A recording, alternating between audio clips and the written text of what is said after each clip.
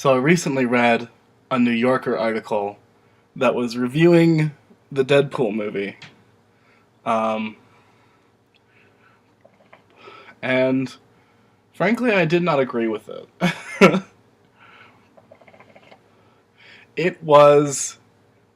It literally equated it to a teenager at a classy dinner party who wanted to see how adult he could be by swearing as long as he could and being as gross as he could, in an attempt to be an adult. So I guess what the New Yorker was trying to say was, not the New Yorker, right? I was about to say New York Times. That's not it. So the New Yorker was trying to say, I think, is that the movie is not mature, and by proxy, the people who watch the movie are also not mature. This really, really pisses me off as a comic book fan. Because there are comic books that are supposed to be, serious stories. Or at least semi-serious. For example, Brian K. Vaughan's Saga, or Neil Gaiman's Sandman. But then there's things like Deadpool. The whole point of Deadpool is to be fucking ludicrous. And I feel like the person who wrote this article, if they had once read a comic book in their life, would understand that some comic books are just supposed to be fun. Now, I don't think this person realized, I don't think they realized, what Deadpool was as a character, or what it was as a story. Deadpool is not supposed to be serious. Deadpool is supposed to be fun. And I think that's something that movie reviewers forget, is that some movies are supposed to be fun. It's oh gosh, I saw The Force Awakens recently, and my biggest complaint with it was that it was the same plot to A New Hope. But a lot of my friends agreed with me, but still had fun during the movie. And that's great. That's great that they went to the movie and had fun. I thought that was the point of movies. I mean, there are some movies that are not supposed to be fun and are supposed to be, serious thought pieces. My question to the New Yorker is, what the fuck did you expect, man?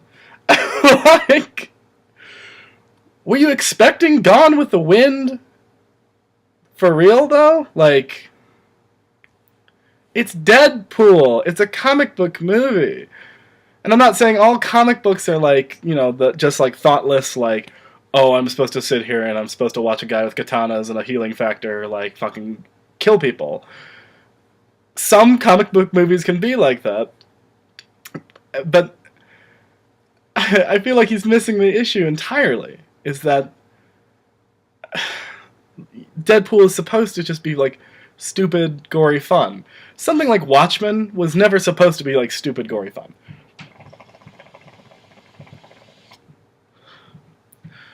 If he had said... If he had said that about something like Watchmen or V for Vendetta, I would have argued, a lot harder. You know? I'm getting a little derailed. Another issue I've had with Deadpool, and that I've heard coming up over and over again, is people taking their kids to go see it. And again, it just seems like people don't know what the comic is about. I heard a guy take his 9-year-old to the movie theater to see Deadpool, and he made a tweet, and it said, really disappointed I didn't get to see all of Deadpool because I brought my 9-year-old to it and it wasn't really appropriate. If only there was some way, that, told me that it would have been inappropriate for a 9-year-old. Well, how about a fucking R rating? What kind of parent are you where you saw the R rating or just completely ignored it and just said, yeah, this is good for my 9-year-old? Go take your 9-year-old to see something else. Anything else. I mean, anything without an R rating, man. Go rent Spider-Man 2. Go watch that with your 9-year-old. That would be a great movie for a 9-year-old. It's got Spider-Man. It's got Doc Ock. It's wholesome family fun for the whole wholesome family. But a movie based off of a comic book where he is specifically announced as the Merc with a mouth. And, like, that's not just, like, a title. Like, he's a mercenary, so he kills people for money. That's what mercenary means. And the mouth means he talks a lot, but it also means he talks like shit, you know? Like, that's kind of what that means. And I just feel like people... Like, the same thing like with the guy at the New Yorker, and like this guy who took his 9-year-old to see Deadpool. People just don't, like, pay attention anymore. They don't care anymore about what, like, it's supposed to be. I work at a local bookstore, and a woman, an older woman, like, we sell comic books at the local bookstore, and it is, as a comic book fan, it is a constant struggle to get people to read comic books, especially at a local bookstore where the main demographic of the bookstore is old women. We mostly sell, like, local books and mysteries. Like, those are our two biggest sellers because, like, they just don't want to read a story about a kid who was bitten by a radioactive spider, because that's not serious enough for them. My mother's also a big fan of mystery novels. I've read some of these mystery novels, and they're not that well written. They're kind of crap. They're garbage. They're just really not good literature. And I know the difference between good literature and bad literature. I know that Deadpool is not on the same level as War and Peace. I know that. But I still like both, you know? I can still appreciate Les Miserables as compared to, like, the other things I read, like Doctor Strange. Like, I can read those two things in the same week and appreciate them in two different ways. So this woman came in, an older woman, and for her book club they were reading a graphic novel about a funeral home. It's called Fun Home, and I've never heard of it. I've never read it. But I told her, like, if you're looking for more graphic novels, like, I'm really glad that you're expanding your horizons. But if you need more, like, serious comic books, please come see me, because those comic books do exist. And I think, just as a general rule, like, I think people don't realize... I think they don't realize that comic books can be a serious art form. Because I gotta admit, like, the majority of the stuff on my bookshelf is, like, this garbagey stuff. Like, yeah, like, I can see it right now. Like, Mega Man, the manga. Not good literature. It's a manga based off of a video game from the 80s, which I happen to love, but it's not good literature. But I can also see in the same bookshelf Nausicaa of the Valley of the Wind by Hayao Miyazaki. And if you've never read Nausicaa, if you've just seen the movie but never read the book, I highly recommend that you get your hands on a copy. It is one of the most beautiful, artistic, complicated stories I've read. And it was all in comic book.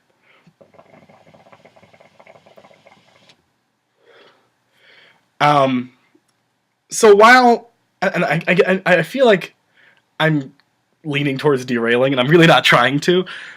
It's been a long time since I've made, like, a webcam video, and I'm not really, like, a big name YouTuber. But I still think that this needs to be said. Like, I think there are certain comic books that are art, and others that are just fun. Like, for this woman's book club, for example, I would recommend, like, Saga. Or Y, The Last Man, both written by the same guy, or maybe even Fables. No, no, maybe not fables, but what the point is, there are things out there that are artistic and beautiful, like Neil Gaiman's Sandman. If you are a fan, if you're watching this video and you're a fan of Neil Gaiman, but you've never read his comic book because you've never been into comic books, I highly recommend you at least check out the first issue. Go to your local library. Check out the first issue. Ask a friend. Ask a nerd like me. Like, if you've got a nerd friend, and I'm sure you do, because they're everywhere, I'm sure they have a copy. Just read the first issue. It's so good. It's written so well. And it displays a range of emotions that normal literature can't. Comic books are an art media, not a genre. And I think that's really important to differentiate. I find myself like working in a local bookstore, like I'm the only person there who reads comic books, and I feel like a lot of people, a lot of my own coworkers, look down on me a little bit for reading comic books, and I think that's unfair. I mean, yes, I recognize that the Fantastic Four, in which Reed Richards gets bitten by a dinosaur and then has to get some strange like dinosaur disease, like, yeah, that's fucking stupid. I know that. But not everything has to be great literature. And there are things that are great literature. And like I said before, like the majority of things on my bookshelf are mostly like the garbage literature comic books. I mean, like garbage literature comic books. But I think that that's because a lot of people don't write serious comic books. I think as an art form, it can grow into something a lot more complex. And so we don't get people like reviewing things in the New Yorker where they're like, oh yeah, right, Deadpool, so immature, right? Comic books, am I right? Like, this kind of thinking is archaic. To be fair, comic books used to be immature. And a lot of people, like a lot of older people especially, are still operating under this delusion. Comic books evolved without them. Like, comic books first started, like, I read Stan Lee's and Jack Kirby's Fantastic Four run. And it is not good. it's not written well. It's drawn beautifully. Like, make no mistake, it's a beautiful comic book. Jack Kirby's artwork is just sublime. But Stan Lee's writing is not good, and this is kind of an unpopular opinion, but I don't think Stan Lee's writing has ever been that good. I once read a comic from the 80s. It was a Spider-Man comic, and they made this big deal that Stan Lee was writing it. Like, oh, Stan Lee's back and writing it again. And then I read the comic, and it was just this ludicrous plotline with these lines that made no sense. Like, one of the lines was like, Spider-Man was just stopped a helicopter from landing in like downtown New York traffic, and he said, if I was a walrus, I would be asking for fish right now. And it's like, what the fuck does that mean? Because I thought, like, I read Stan Lee's early work.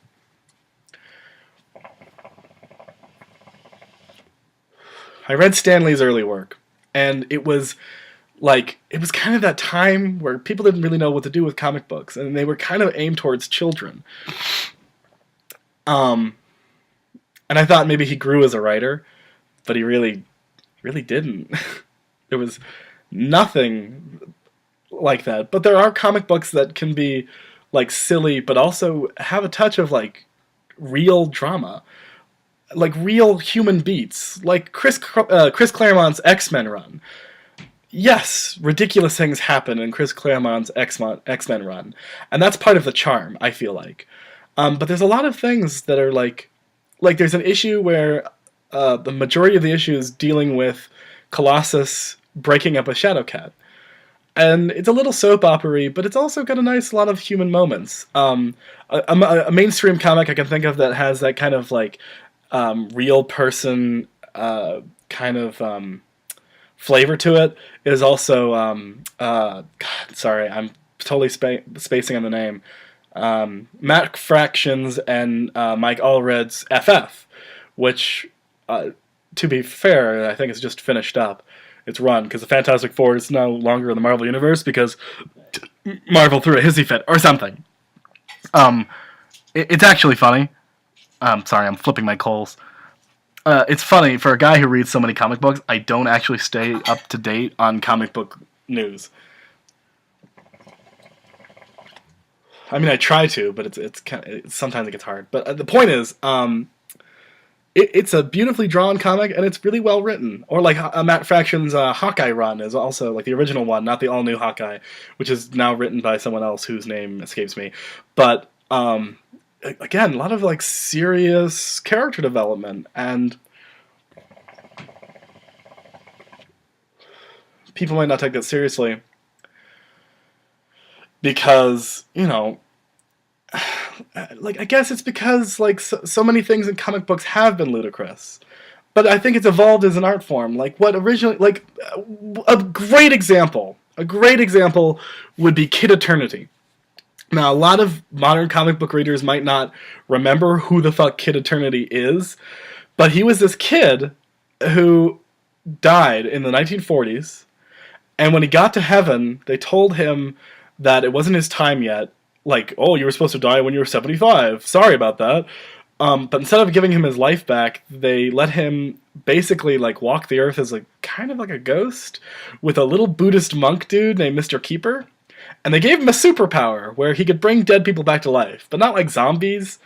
He would say eternity while thinking of someone's name, like George Washington, for example, and then George Washington would be plucked out of the time stream and like, you know, help him fight, or like he could ask Ben Franklin for advice, or like Albert Einstein. As long as they were dead, he could ask them to do something for him. And originally the comic wasn't very, like, it wasn't supposed to be serious. It was meant for children. And the kind of writing that you find in those Golden Age comic books is very simplistic and very one-minded, very one-tracked. Which is why I don't read a lot of Golden Age comic books, because they're just so simple. Like, a little too simple. But then I just read Grant Morrison's run on Kid Eternity. It was a mini-series where he took the character Kid Eternity and just gave him so much depth and so much, like, all of these things that you never would have thought of. I don't want to spoil it, because I seriously suggest you find a copy of Kid Eternity by Grant Morrison and go read it. But just, it was so well written and beautiful and just fun to read. Like, it was really interesting. It made me really think about the process of reincarnation and the concept of good and evil. Like, he looked at the, you know, the kind of like moralities of like heaven and hell. And that came from a DC comic book character. Who'd have thought, right? You know? Or like, The Long Halloween by Jeff Loeb's Batman. It's like a crime noir story. Jeff Loeb and Tim Sale. Beautifully drawn. It's just a really, really solid mystery story. Or mostly solid, but I'll let you be the judge of that. I still think it holds up. There are perhaps like a minority of people who would not agree with me, but whatever. That's the point. You know, you're supposed to make your own opinions, and that's what I would expect you to do. But yeah, I think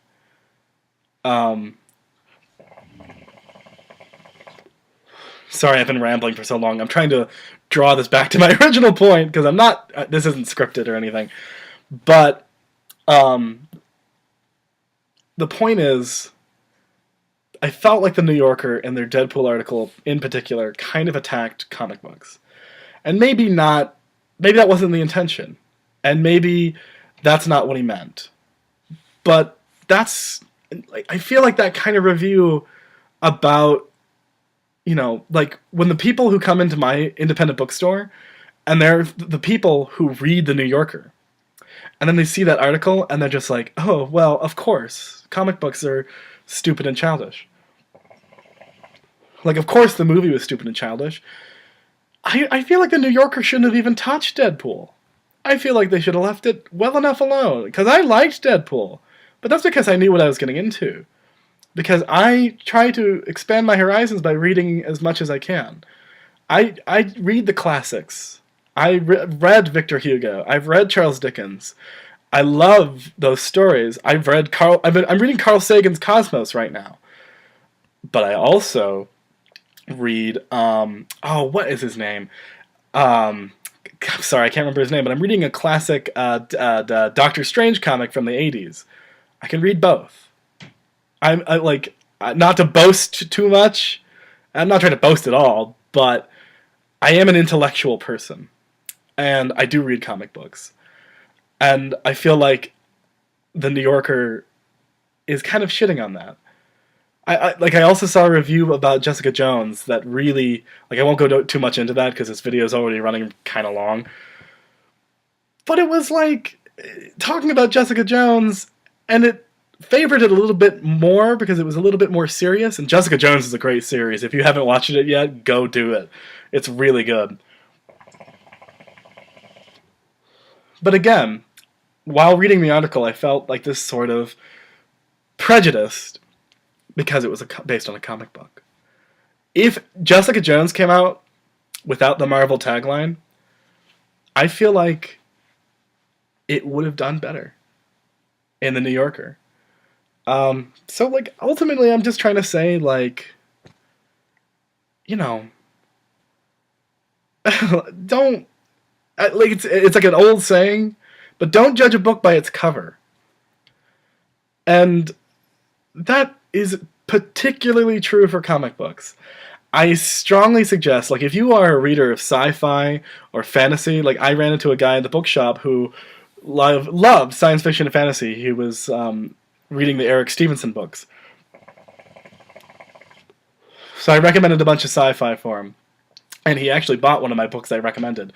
Go me! But then I asked him, do you read comic books? He goes, no, I don't really do that. And I'm like, well, maybe you should. I'm just saying, there's a lot of good stuff out there. And I think comic books can be a serious medium. It isn't always. Go ask your local nerd. Like, seriously, go ask your local nerd about, like, what comic books should I read? What comic books shouldn't I? There's no matter what kind of reader you are, there's a comic book out there for you, I promise. Like, my mother, who again reads the kind of trashy mystery novels, she reads a lot of Ian Rankin, who's kind of like the king of that kind of stuff. Even he wrote a comic book using a mainstream DC character, John Constantine. Well, mainstream, but you know, whatever. Like, maybe he's not as mainstream like Batman. But, you know, he was expanding his horizons, and by proxy, so was my mother. And I think that if you're a reader of anything, you know, and I think there's room for expanding your mind. And yeah, like, don't judge a comic book by its cover. So, yeah, I think I am done rambling. Oh, if you like this video, please leave a comment, leave a like, let me know in the let me know in the comments if you would like to hear more of my ramblings, more of my opinions. Again, I have not had a very big presence on YouTube, but I would like to change that. So yeah, I've been trying to make a presence for myself on YouTube since high school, and I haven't done a very good job of it, but I'm going to try to change that. So yeah, thanks for watching!